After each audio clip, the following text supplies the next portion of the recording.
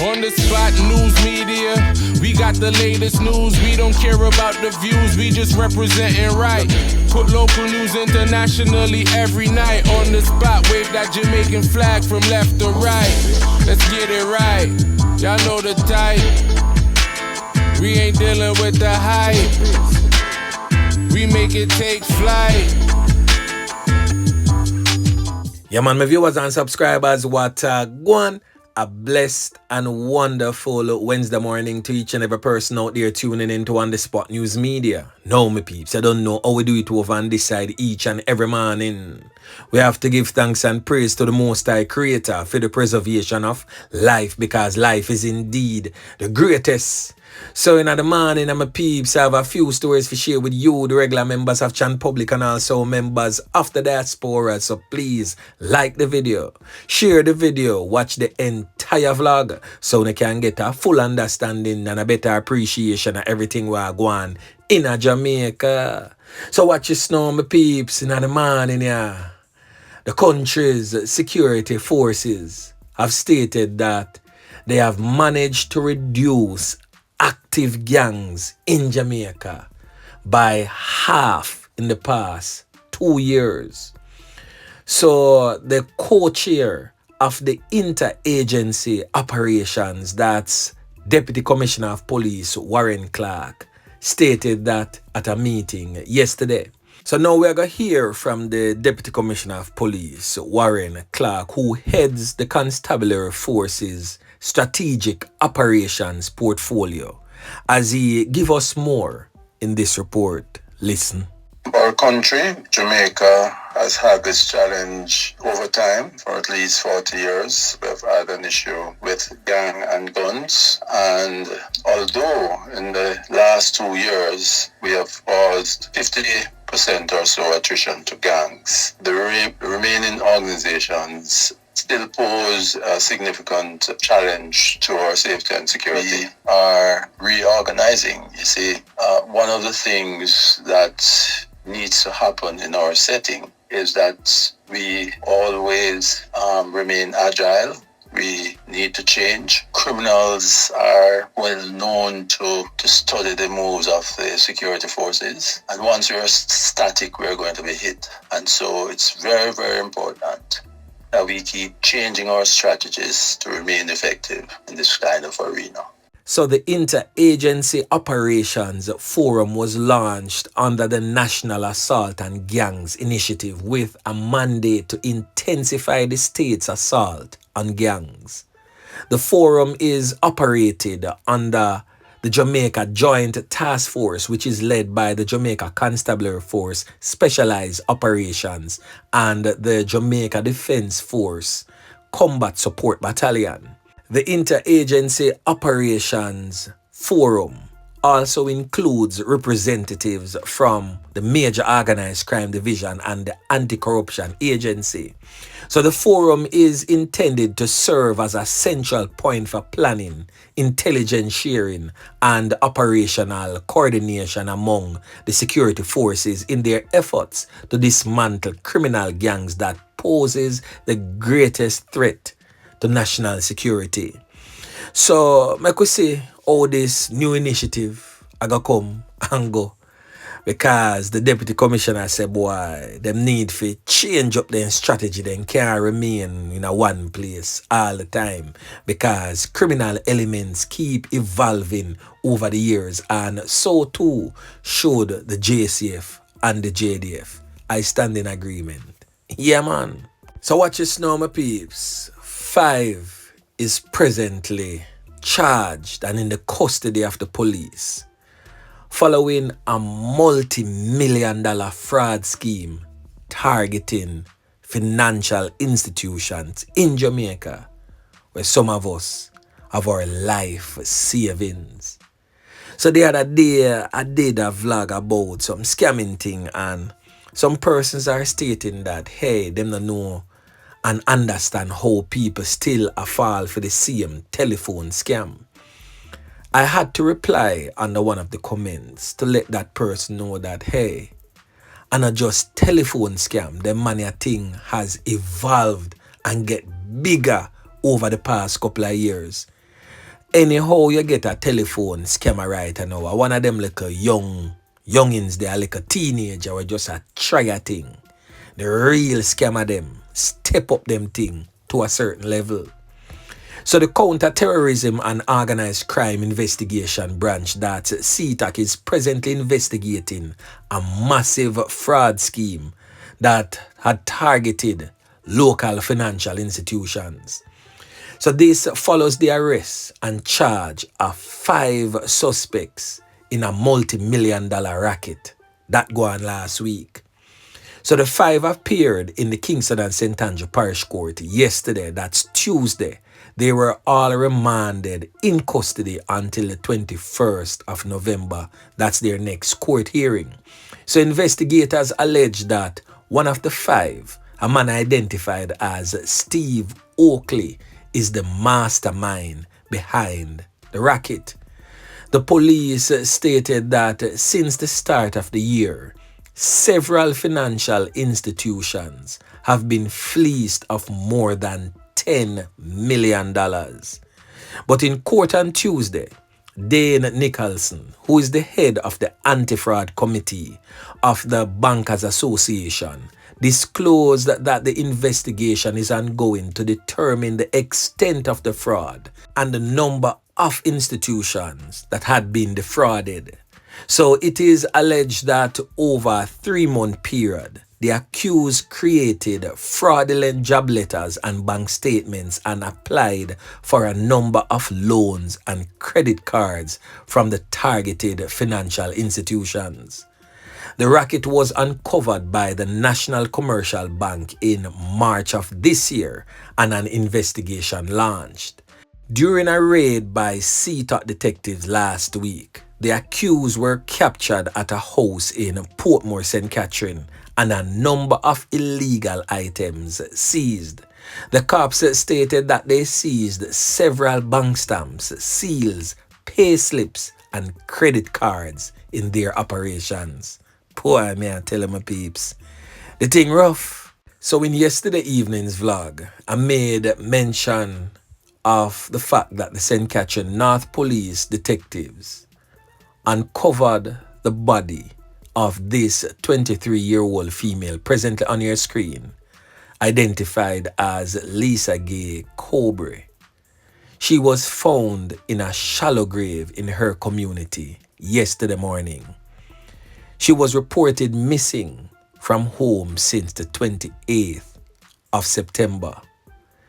Now, the St. Catherine North Police have also arrested and charged a man for her loss of life.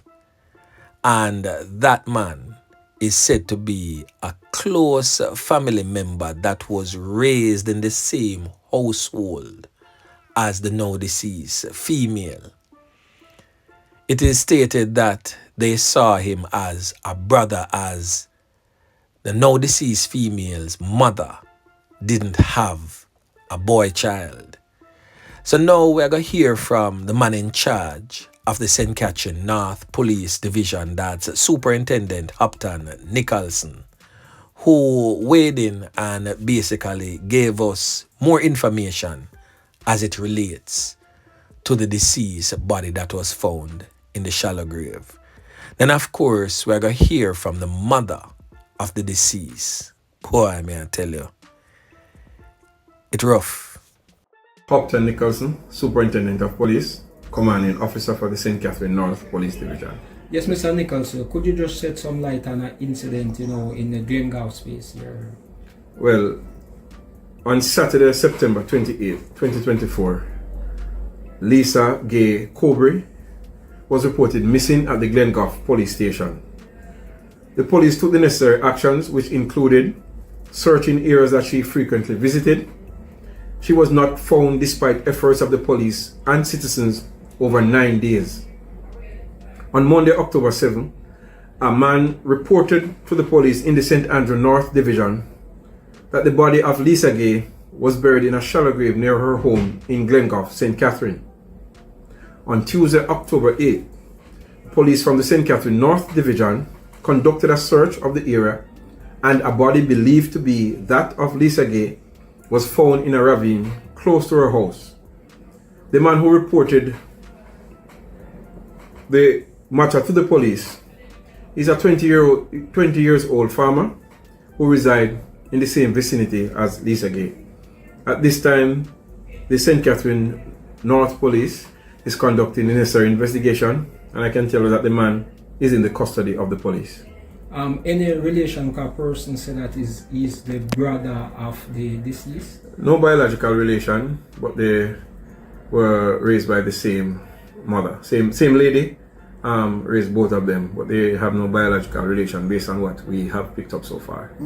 And you picked up any sign of mental health issues with him? At this time, we can't say at this time. I think an evaluation will have to be done. Any motive possible, that's it? No, we don't know of any motive. We are suspecting it is stemming from a dispute, but we can't say at this time. Okay.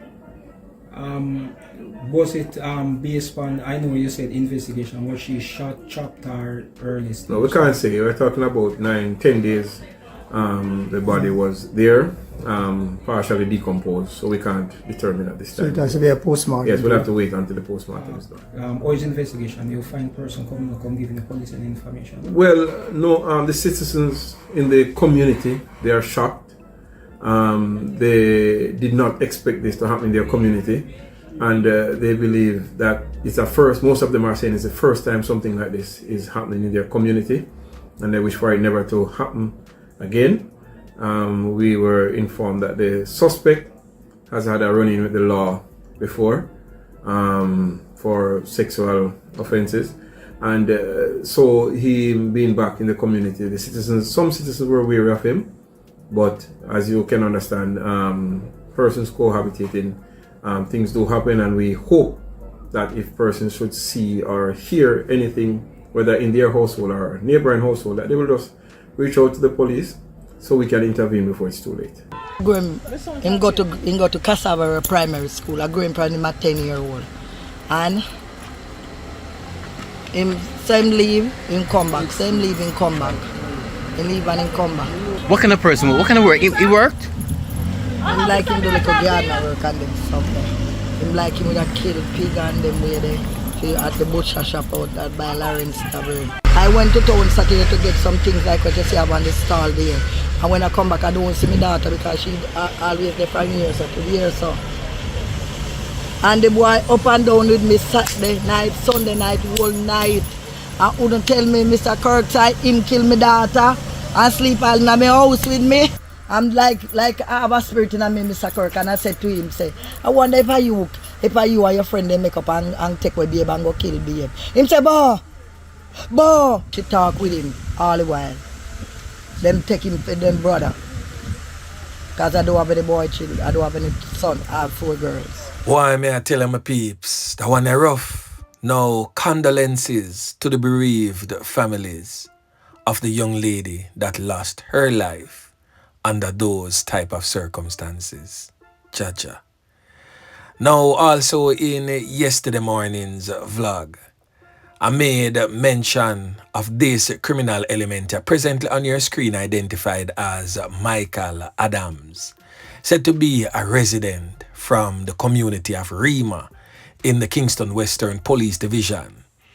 Michael Adams, otherwise known as Blacks, was a detainee at the Denham Town Police Lockup, charged for the offense of a fatal knockings and clappings of a man in his area under the circumstances of gang feud in their communities.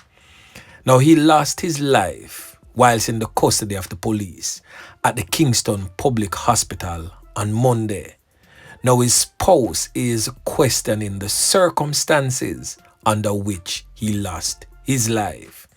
Now, we're going to hear from the senior superintendent in charge of the Kingston Western Police Division, that's Michael Phipps, as he weighs in and give us more surrounding the circumstances under which Blacks lost his life. Listen.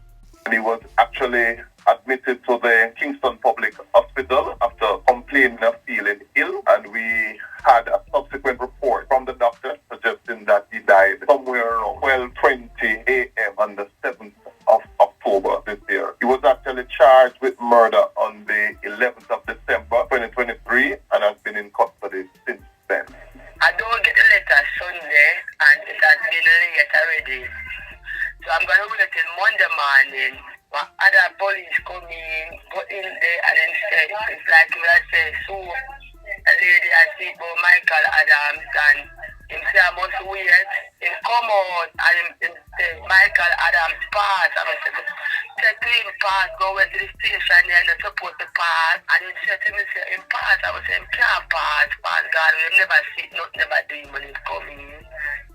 At this time, we have to wait the post-mortem examination to determine cause of death, to determine how we forward. But at this time, we'll collect the diary entries and we will keep with the officers at the station to get an account from them as to what happened and what it was taken to get his medical attention.